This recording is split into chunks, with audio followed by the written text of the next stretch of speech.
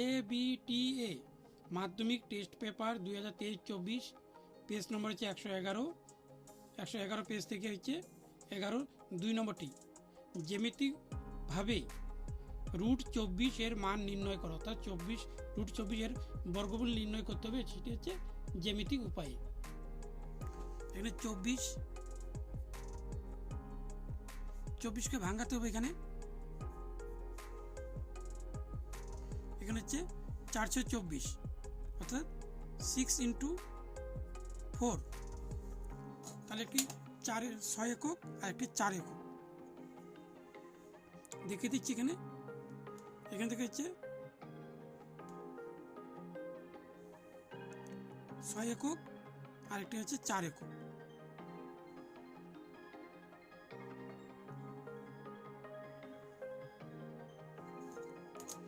এটা হচ্ছে 6 একক, এখানে হচ্ছে 4 একক। এখানে হচ্ছে 6 আর 4 হচ্ছে 10, তাহলে এখানে হচ্ছে 10-এর থেকে বড় দিতে হবে।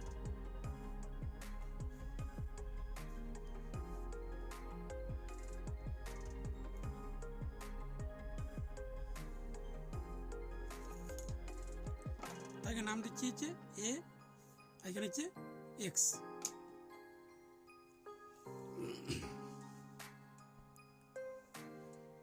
এখানে 6 একক,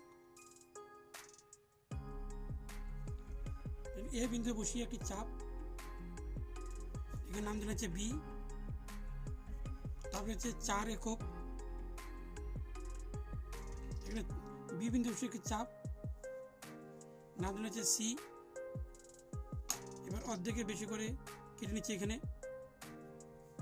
উপরে একটি চাপ আর নিচে চাপ দিলে একটা, তাহলে C বিন্দুটি।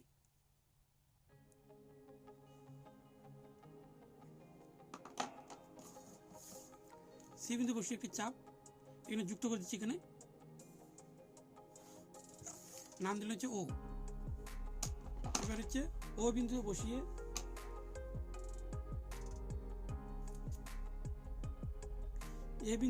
C বিন্দু অথবা হচ্ছে A বিন্দু সমান করে নিয়ে একটি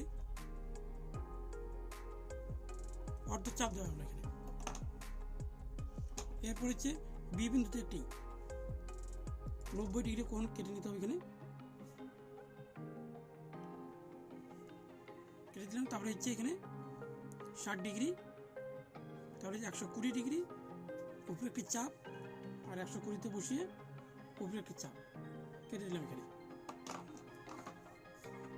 এবার স্কেলের সাথে যুক্ত করে দিতে হবে, এখানে নাম দিলাম এখানে D। এবার হচ্ছে B আর D স্কেলের সাহায্যে মাপ নিতে হবে। এখানে BD যে মাপ নিই, তাহলে এখানে দেখা যাচ্ছে, দেখে দিচ্ছি এখানে BD এখানে প্রায় 5 হচ্ছে। এখানে এই জন্য লিখতে হবে এখানে BD এখানে 5, অর্থাৎ 24, এখানে যে 24 হচ্ছে, এখানে তাহলে লিখতে হবে √24 = 5 একক। এখানে ব্যাকেটে লিখতে হবে প্রায়, কিন্তু এখানে উত্তরটা আগে বলে দিচ্ছি, এখানে 5 আসতে পারে, আবার হচ্ছে 4.9ও আসতে পারে। অনেকের হচ্ছে 5 আসবে, অনেকে আবার 4.9 আসবে, যে কোনো একটি বেরোলেই হবে, কিন্তু অবশ্যই এখানে ব্যাকেটে লিখতে হবে প্রায়।